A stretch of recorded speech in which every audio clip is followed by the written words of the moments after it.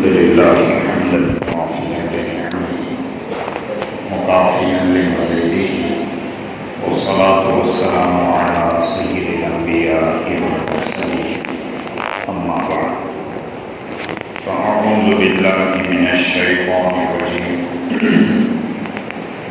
بسم الله الرحمن الرحيم والعصر إن الإنسان لفي خسر إلا الذين آمنوا وعملوا الصالحات وتواصوا بالحق وتواصوا بالصبر صدق الله العظيم.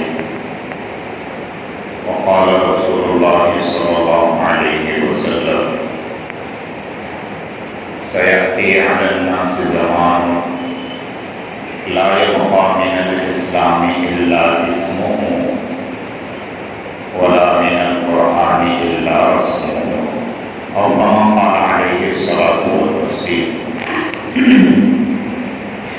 يا رب صل وسلم دائما أبدا على حبيبك خير الخلق كلهم. يا رب صل وسلم دائما أبدا على حبيبك خير الخلق كلهم. يا رب صل وسلم دائما أبدا على حبيبك خير الخلق كلهم. بزرگان محترم، اللہ رب العزت کا بے انتہا کرم اور احسان ہے کہ اللہ رب العزت نے مجھے اور آپ کو قیمتی زندگی عطا فرمائی ہے، اور یہ زندگی اللہ رب العزت نے دنیا میں گزارنے کے لیے نہیں بلکہ بنانے کے لیے دی ہے. بھیجنے کا مقصد بھی یہی ہے. خطبے میں جو سورت تلاوت کی گئی، آپ کے سامنے پیش کی گئی، یہ نہایت ہی اہم سورت ہے. قرآن کریم کی سب سے چھوٹی سورت سورہ کوثر، انا اعطیناک الکوثر، یہ ہے، اور اس کے بعد اس سے تھوڑی سی بڑی، چھوٹے پن میں سیکنڈ لاسٹ جسے کہیں وہ سورہ والعصر ہے. بعض مفسرین نے تو یہاں تک یہ بات ذکر کی ہے اور حقیقت بھی ہے کہ اس سورت کو پڑھ کر اگر کوئی اس پر عمل کر لے تو پھر زندگی میں کامیاب ہو گئے،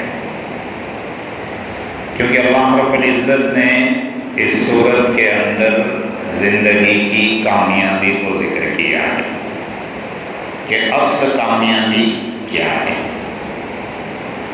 مجھے اور آپ کو جو شیطان کا دھوکہ لگا ہوا ہے، نفس کا دھوکہ لگا ہوا ہے کہ کامیابی دنیا اور دنیا کی چیزوں میں ہے، دنیا اور دنیا کے اسباب میں ہے،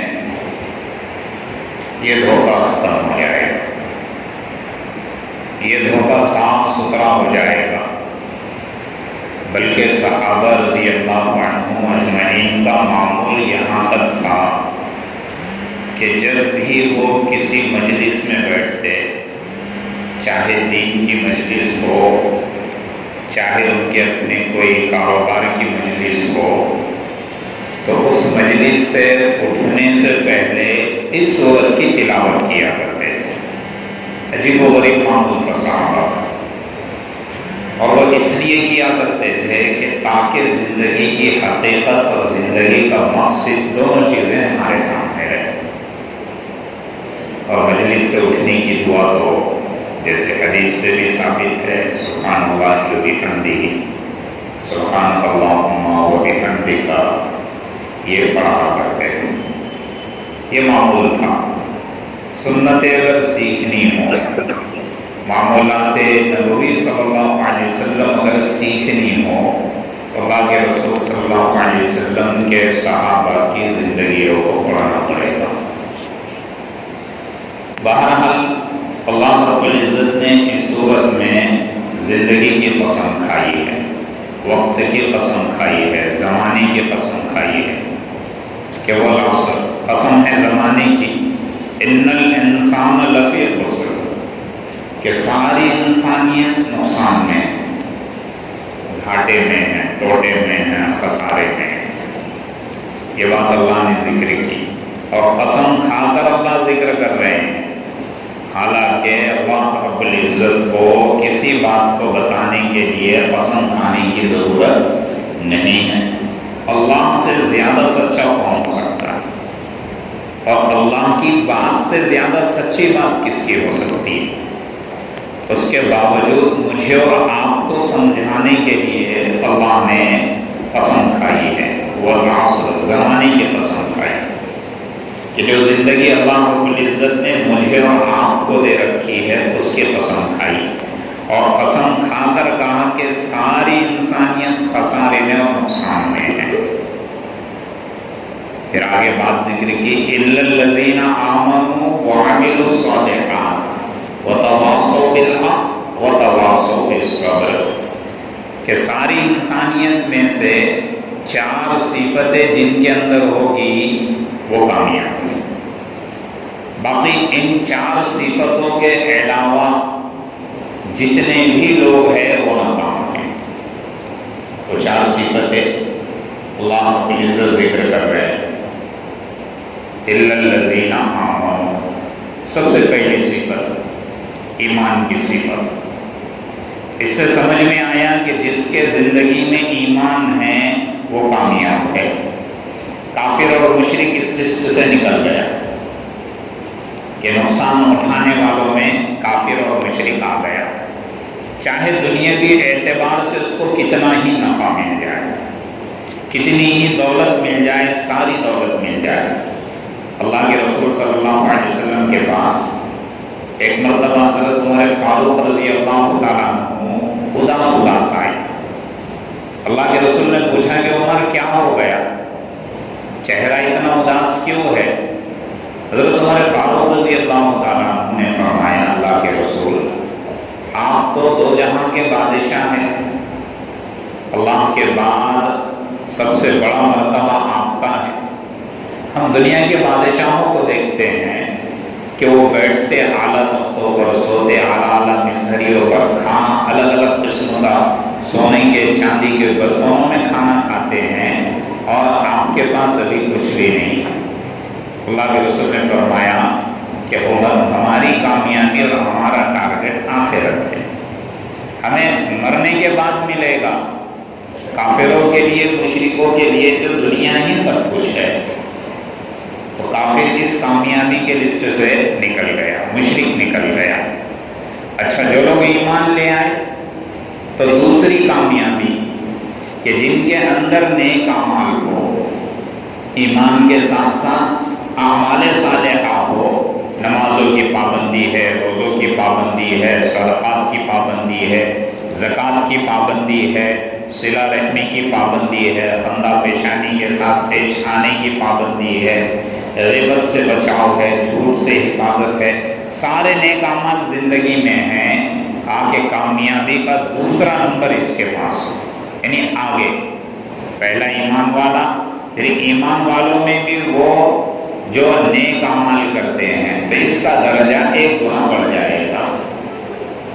پھر کہا تیسری صفت وتواصوا بالحق اور وتواصوا بالصبر، کہ دعوت والی صفت جس کے اندر ہوگی، خیر کی بات بتانے والی صفت جس کے اندر ہوگی، وتواصوا بالحق، کہ جو آپس میں حق کی بات کرتے ہیں، حق کو پھیلاتے ہیں، اللہ کے دین کو پھیلاتے ہیں، دین کی دعوت دیتے ہیں، تو یہ کیٹیگری اور آگے بڑھ گئی، یہ درجہ اور آگے بڑھ گیا۔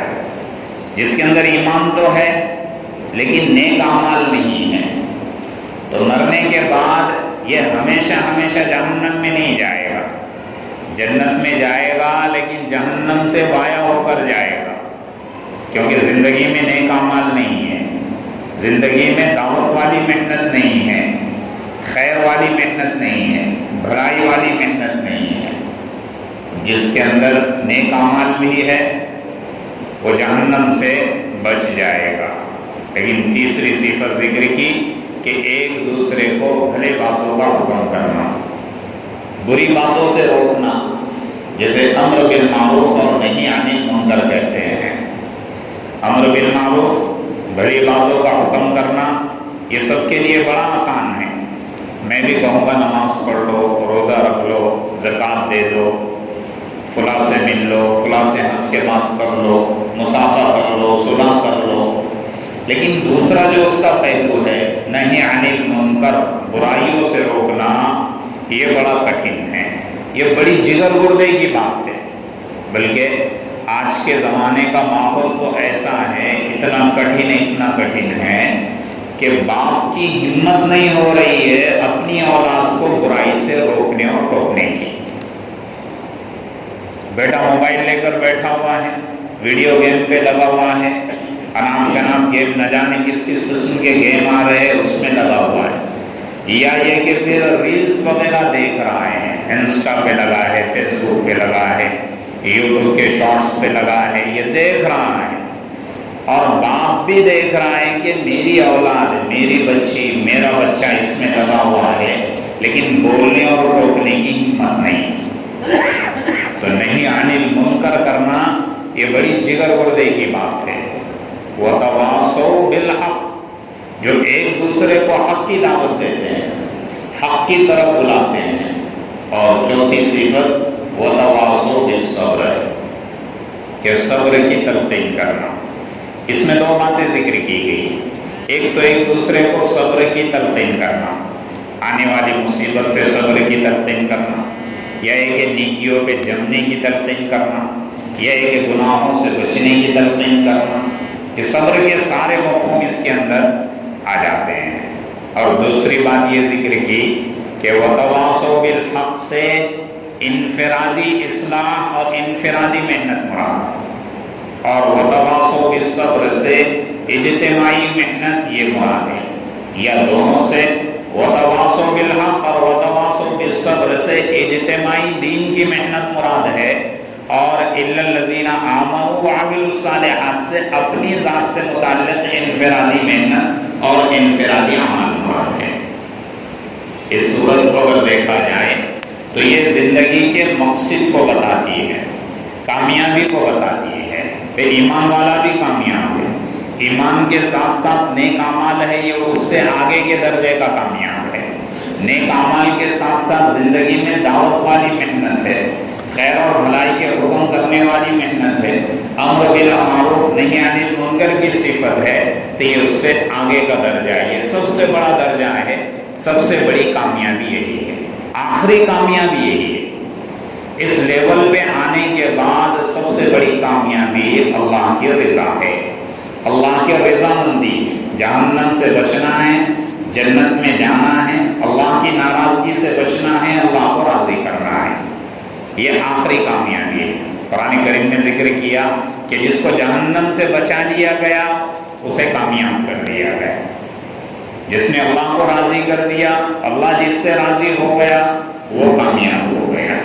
اس کی ایک مثال یوں سمجھ لو، جیسے نوجوانوں کے اعتبار سے آج کل جو میچز وغیرہ چلتے ہیں، ٹورنامنٹ ہے، IPL لے لو، T20 ورلڈ کپ وغیرہ لے لو، تو اس میں بہت ساری ٹیمیں کیا کرتی ہیں، پارٹیسپیٹ کرتی ہے، بہت سارے ملک ریپرزینٹ کرتے ہیں، پھر یہ کھیلتے ہیں، ہار جیت کا لیول ہوتا ہے، تو اس میں جیسے جیسے آگے بڑھتے ہیں پھر وہ چھٹتے جاتے ہیں، کوئی 2 میچز جیتتا ہے، کوئی 3 جیتتا ہے، جو زیادہ جیتیں گا وہ آگے کی طرف بڑھتا ہے، پھر جیتتے جیتتے کوارٹر فائنل آتا ہے، پھر اس کے بعد سیمی فائنل آتا ہے، سیمی فائنل کے بعد فائنل میں 2 ٹیمیں پہنچتی، حالانکہ کامیابی کوارٹر فائنل تک بھی ملی، سیمی فائنل تک بھی ملی، ملنے کے باوجود ان کے چہروں پہ ناراضگی رہتی ہے، اداس بن رہتا ہے۔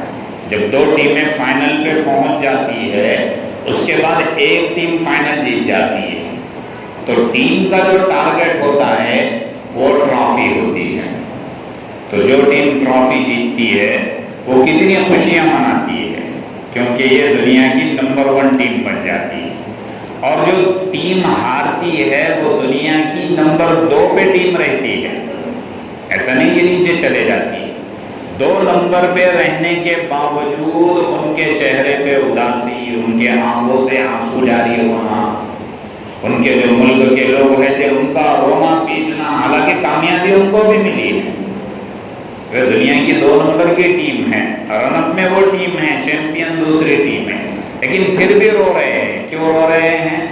ٹرافی ہاتھ نہیں آئی۔ میرے اور آپ کی زندگی کا مقصد آخرت کا یہی ہے کہ یہ چاروں صفتیں میرے اور آپ کے اندر آئے گی تو جو آخرت کی اصل ٹرافی ہے وہ ہاتھ لگ جائے گی۔ ٹارگٹ وہی ہے، مقصد وہی ہے، جس کے اندر نیک اعمال نہیں ہوگے، صرف ایمان ہوگا، جنت میں جائے گا وہ بھی، لیکن جہنم سے ہو کر جائے گا، جہنم سے اس کو گزرنا پڑے گا، وہ افسوس کرے گا اس کی کامیابی پہ جو نیک اعمال کے ساتھ ملی۔ ایمان اور نیک اعمال کے ساتھ جس کو کامیابی ملی ہے وہ افسوس کرے گا اس شخص کی کامیابی پر کہ جس کے اندر دعوت اور دعوت والی محنت ہو، وتواصوا بالحق اور وتواصوا بالصبر والی صفت ہو۔ یہ سب سے بڑی اعلیٰ کامیابی ہوگی، یہ اعلیٰ لیول کے لوگ ہوں گے، اور ٹارگٹ اور مقصد یہی ہے جس کے اندر یہ چاروں صفتیں جمع ہو جائے اور ایک دوسرے پر محنت شروع ہو جائے تو وہ کامیابی حاصل کر سکتا ہے۔ اور زندگی کا مقصد یہی ہے۔ ہم کہتے ہیں زندگی میں کامیاب ہو گئے، دنیا مل گئی، مالدار بن گئے، لاکھوں ہزار پتی بن گئے، ہزار پتی سے لاکھوں پتی بن گئے، لاکھوں پتی سے کروڑ پتی بن گئے۔ یہ کامیابی نہیں ہے، یہ احوال ہے، یہ حالتیں ہیں۔ کبھی خوشی آئے گی، کبھی غمی آئے گی، کبھی پیسہ کم ہوگا، کبھی زیادہ ہوگا، یہ کامیابی نہیں ہے۔ میں نے اور آپ نے اس کو کامیابی سمجھ رکھا ہے۔ ڈگریوں کا مل جانا، اعلیٰ ڈگریوں کا حاصل کرنا یہ کامیابی نہیں ہے، یہ احوال ہے، یہ حالتیں ہیں۔ اصل کامیابی تو اللہ نے بتا دی کہ کیا کامیابی ہے، ورنہ سارے لوگ خسارے میں، نقصان میں ہیں۔ اللہ نے صاف کہہ دیا قسم کھا کر، ان الانسان لفی خسر، ساری انسانیت گھاٹے میں اور خسارے میں ہے، سوائے ان لوگوں کے جو ایمان والے ہیں، نیک عمل کرنے والے ہیں، اور جو خیر اور بھلائی کی دعوت دینے والے ہیں، امر بالمعروف اور نہی عن المنکر کرنے والے ہیں۔ اسی کے تعلق سے کہ یہ چاروں صفتیں میرے اور آپ کے اندر پیدا ہو جائیں تو دعوت و تبلیغ کے اعتبار سے جوڑ رکھے جاتے ہیں، اجتماعات وغیرہ رکھے جاتے ہیں۔ یہ جوڑ اور اجتماعات کیوں رکھے جاتے ہیں؟ یہ اس لیے رکھے جاتے ہیں کہ یہ سارے اوصاف میرے اور آپ کے اندر آ جائیں، یہ صفتیں میرے اور آپ کے اندر آ جائیں۔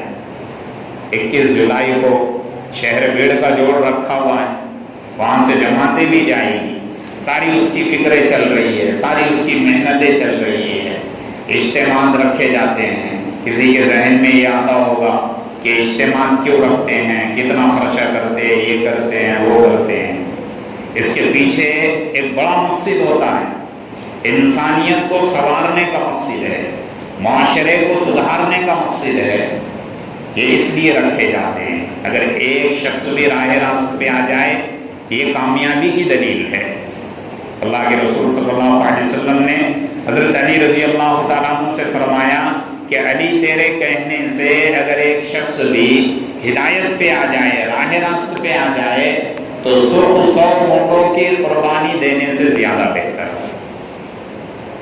اس وقت 100 اونٹ بڑا مال سمجھا جاتا تھا، قیمتی اثاثہ اور سرمایہ سمجھا جاتا تھا، اس لیے اللہ کے رسول نے اس وقت اس کی مثال دے رکھی تھی۔ اجتماع میں جائیں گے، دیکھیں گے، بیٹھیں گے، جوڑ میں جائیں گے، دین کی مجلسوں میں بیٹھیں گے، اللہ والوں کے بیانات آئیں گے، باتیں آئیں گی، اس سے دل پگھلے گا، دل پگھلے گا، دل پگھلے گا تو پھر اللہ کی طرف مائل ہوگا، اللہ کی طرف مائل ہوگا تو اللہ کی محنت کی طرف مائل ہوگا، زندگیاں تبدیل ہو جائے گی۔ ہمارے سامنے آنکھوں میں، نظروں میں، واقعات میں، تجربات میں ہزاروں ایسے مشاہدات ہیں، ہزاروں ایسے تجربات کی باتیں ہیں کہ جو زندگی بھر شراب پیتا تھا وہ اس محنت کی برکت سے سدھر گیا، خود بھی ہدایت پہ آ گیا، اوروں کی بھی ہدایت کا ذریعہ بن گیا۔ تو ان اجتماعات کی برکت سے، اس محنت کی برکت سے صفات صحابہ پیدا ہوتے ہیں۔ ایثار، خدمت، قربانی، ایک دوسرے کے ساتھ صلہ رحمی، یہ وہ اوصاف ہے، یہ وہ صفتیں ہیں کہ جو انسان کے اندر پیدا ہوتے ہیں اور ہونا بھی چاہیے۔ خدمت کا جذبہ، قربانی کا جذبہ، سخاوت کا جذبہ، ایثار کا جذبہ، یہ ہونا چاہیے، سنتوں کے مطابق ہونا چاہیے۔ زندگیاں بدل جاتی ہے، زندگیاں تبدیل ہو جاتی ہے۔ صحابہ رضی اللہ عنہم کی زندگیاں معلوم ہوں گی کہ ان کے اندر خدمت کا کیسے جذبہ تھا، ان کے اندر قربانیوں کا کیسے جذبہ تھا، ایثار کا جذبہ کیسا تھا۔ جب صحابہ کی صفات پتہ چلے گی تو سمجھ میں آئے گا کہ ان کی صفات کیا تھی۔ یہ محنت سے پتہ چلے گا، اجتماعات میں جانے سے، اللہ کے راستے میں جانے سے، 3 دن جانے سے، 4 مہینے جانے سے یہ چیزیں سامنے آئے گی، زندگی بدل جائے گی۔ ہم اپنے زندگی کو ایک مقصد دے، زندگی کو ایک ٹارگٹ دے، ایک گول دے کہ ہم کیوں آئے، میری اپنی زندگی کہاں گزر رہی ہے، میری اپنی زندگی کہاں جا رہی ہے۔ صحابہ کے اندر ایثار کا معاملہ ایسا تھا کہ اللہ نے ان کی تعریف کی، اللہ نے ان کی تعریف کی۔ صحابہ کا ایک ایک وصف تعریف کے لائق ہے، صحابہ کا ایک ایک عمل تعریف اور ستائش کے لائق اور قابل ہے۔ اللہ رب العزت نے یؤثرون علی انفسہم ولو کان بہم خصاصہ کے ذریعے سے ان کی ایثار والی قربانی کو ذکر کیا۔ صحابہ تو سخی تھے ہی، 2 چیزیں، ایک سخاوت ہے اور ایک ایثار ہے، ایک ہے سخی ہونا اور ایک ہے ایثار والا ہونا۔ دونوں میں درجہ ایثار والے کا بڑا ہوتا ہے۔ ایثار میں قربانی دینی پڑتی، سخاوت میں قربانی نہیں ہوتی۔ مثال کے طور پہ سمجھو، آپ کے پاس 1000 روپیے، آپ کو 800 روپیے کی ضرورت ہے، 200 روپیے کی ضرورت نہیں ہے، آپ نے کسی ضرورت مند کو 200 روپیے دے دیے، 800 روپے اپنے استعمال کے لیے رکھ دیے، یہ سخاوت ہے۔ یہ کیا ہے؟ سخاوت۔ اب ایثار کیا ہے؟ ایثار یہ ہے کہ آپ کو 1000 روپیے کی ضرورت ہے، کھانے کے لیے 1000 روپیے چاہیے، کھانے کے انتظام کے لیے 1000 روپیے چاہیے، لیکن آپ کو ایسا لگا کہ مجھ سے زیادہ ضرورت مند میرا بھائی ہے، وہ 1000 روپیے اس کو دے دیے اور پھر ہفتہ بھر آپ نے فاقے پہ یا روزے کے ذریعے سے گزار دی، خود بھوکے رہ گئے، پڑوسی کو کھانا کھلا دیا، خود بھوکے رہ گئے، ضرورت مند کو کھانا کھلا لیا۔ یہ اسے ایثار کہتے ہیں، اسے قربانی کہتے ہیں۔ اللہ نے قربانی کی تعریف پیش کی، ایثار کی تعریف کی۔ حضرت ثابت رضی اللہ عنہ انصاری صحابی ہے، ایک مسافر مدینہ کے اندر آئے مہمان بن کر اللہ کے رسول کے پاس۔ اللہ کے رسول نے اعلان کیا کہ آج کی رات انہیں کون مہمان رکھے گا؟ حضرت ثابت رضی اللہ تعالیٰ عنہ فرمایا کہ اللہ کے رسول میں رکھوں گا۔ اللہ کے رسول نے کہا کہ اچھی بات ہے۔ یہ گھر پر گئے، بیوی سے پوچھا کچھ کھانے کے لیے ہیں، مہمان آئے ہیں؟ اللہ کے رسول کے مہمان ہیں۔ کہا کہ کھانے کے لیے تو ہے لیکن صرف ایک شخص کا کھانا ہے، اگر ان کو کھلا لیں گے تو مجھے اور آپ کو بھوکا رہنا پڑے گا، میں اور آپ بھوکے رہ جائیں گے، چل جائے گا، لیکن بچے بھی ہیں، بچے بھی بھوکے رہ جائیں گے۔ بیوی نے کہا، میاں بیوی نے آپس میں مشورہ کیا کہ کیا کیا جائے۔ بیوی کا بھی ایمان بنا ہوا تھا۔ آج کل کی جو بیویاں ہوتی وہ کہی ہوتی کہ تمہیں کچھ کام دھندے ہے کیا نہیں، تھوڑے تھوڑے کسی کو بھی گھر میں لا کر بٹھا دیتے ہیں، بال بچوں کو ہم کو بھوکا رکھیں گے، پھر مائکے میں فون، بہنوں کو فون، ادھر فون ادھر فون، اس کے واسطے شادی کرا کے دیے گئے کہ یہ تو میاں بیوی بچے کے حقوق ہی نہیں سمجھ رہا۔ بیویوں کا بھی ایمان اور جذبہ بنا ہوا۔ بیوی نے کہا کہ جانے دو، یہ ہمارے مہمان نہیں، یہ اللہ اور اس کے رسول کے مہمان، بلا لو ان کو۔ کہا کہ کیا کیا جائے؟ پلان کیا دونوں نے کہ جیسے ہی رات میں وہ کھانے کے لیے آئیں گے، جب کھانا رکھا جائے گا تو میں بہانے سے چراغ کو بجھا دوں گی، اندھیرا ہو جائے گا، اور آپ صرف کھانے کی ایکٹنگ کرنا، اداکاری کرنا، منہ کو چپڑ چپڑ بجاتے رہنا تاکہ مہمان کو ایسا لگے کہ آپ بھی کھا رہے ہیں، اور مہمان شکم سے ہو کر کھائے گا اور اچھے سے آرام کرے گا، اس کی مہمان نوازی بھی ہو جائے گی اور میری اور آپ کی میزبانی بھی ہو جائے گی۔ یہ جب ایثار اپنے اندر پیدا ہوتا ہے، ایمانی جذبہ جب پیدا ہوتا ہے تو صحابہ کے صفات پیدا ہوتے ہیں۔ معاملات ایسے ہی کیا گیا جیسے پلان کیا گیا تھا۔ صبح جب فجر کی نماز کو ثابت رضی اللہ تعالیٰ عنہ جب پہنچے اللہ کے رسول کی مجلس میں، اللہ کے رسول نے مسکرایا اور کہا کہ کیا بات ہے کہ رات والے مہمان کے ساتھ آپ نے ایسا کون سا عمل کر دیا کہ اللہ نے آپ کی تعریف میں آیت نازل کر دی، یبصرون علی انفسہم ولو کان بہم خصاصہ، اپنے اوپر اپنے بھائی کو ترجیح دیتے۔ یہ صفات پیدا ہوتے اجتماعات کی برکت سے، یہ صفات پیدا ہوتے اللہ کے راستے میں نکلنے کی برکت سے۔ اس کو معمولی نہ سمجھے، یہ صفات صحابہ ہیں، صفات نبوی ہے، اس کی محنت سے اپنے اندر صفات پیدا ہو گئے۔ عبداللہ بن زبیر رضی اللہ تعالیٰ عنہ کے والد محترم، ان کے پاس زبیر بن عوام کے پاس لوگ امانتیں رکھا کرتے تھے، انہوں نے وصیت بھی لکھ لی تھی، چیزیں بھی رکھ لی تھی، کہا کہ اگر میرا انتقال ہو جائے تو میرا بیٹا اس کو لوٹا دے گا، بطور قرض کے رکھا کرتے تھے۔ انتقال ہو گیا، وصیت نامہ دیکھا گیا، لسٹ دیکھی گئی، عبداللہ بن زبیر رضی اللہ تعالیٰ عنہ سب کو بانٹ دیا کرتے تھے، بھی ان کا یہ باقی ہے، ان کا یہ باقی ہے، سب کو ان کا قرض لوٹا دیا کرتے تھے۔ اس میں ایک چیز لکھی تھی، حضرت جعفر رضی اللہ تعالیٰ عنہ کے بیٹے عبداللہ بن جعفر رضی اللہ تعالیٰ عنہ، عبداللہ بن جعفر رضی اللہ تعالیٰ عنہ کے پاس آئے عبداللہ بن زبیر رضی اللہ تعالیٰ عنہ، کہا کہ عبداللہ تمہارے اوپر میرے والد کے 10 لاکھ درہم ہیں۔ بولنے میں چوک ہو گئی، حالانکہ معاملہ الٹا تھا۔ عبداللہ بن زبیر کہنے لگے کہ میرے والد کے 10 لاکھ درہم تمہارے اوپر۔ تو عبداللہ بن جعفر رضی اللہ تعالیٰ عنہ کچھ نہیں کہا کہ ٹھیک ہے، بڑی اچھی بات، میں کچھ دنوں میں لوٹا ہوں۔ عبداللہ بن زبیر گھر گئے، دوبارہ اس کاغذ کو دیکھا تو اس میں لکھا تھا کہ عبداللہ ابن جعفر کو دینا ہے، خود سے لینا نہیں۔ فوراً چلے گئے واپس، کہا کہ میرے بولنے میں مسٹیک ہو گئی، غلطی ہو گئی، کہ میرے والد کے ذمے تھے 10 لاکھ درہم، آپ کے ذمے نہیں، میں آپ کو چکا دوں گا۔ عبداللہ ابن جعفر کہہ رہے کہ کوئی بات نہیں، جیسی سہولت ہو ویسے دے دینا۔ عبداللہ ابن زبیر رضی اللہ تعالیٰ عنہ کچھ دنوں کے بعد آئے، کہا کہ مال غنیمت میں ایک زمین ہاتھ لگی ہے، وہ زمین اس 10 لاکھ درہم کے عوض آپ لے لو۔ لیکن زمین ایسی تھی کوئی لینے تیار نہیں تھا۔ وہ زمین سے متعلق یہ بات مشہور تھی کہ بنجر ہے، یہاں پہ باغ نہیں لگایا جا سکتا، یہاں پہ پانی نہیں نکل سکتا، ماہرین کا کہنا یہی تھا۔ عبداللہ بن جعفر نے کچھ نہیں کہا کہ ٹھیک ہے دے دو۔ پھر وہ زمین پر گئے، عبداللہ بن جعفر رضی اللہ تعالیٰ عنہ نے اپنے خادم سے کہا کہ مصلی لاؤ۔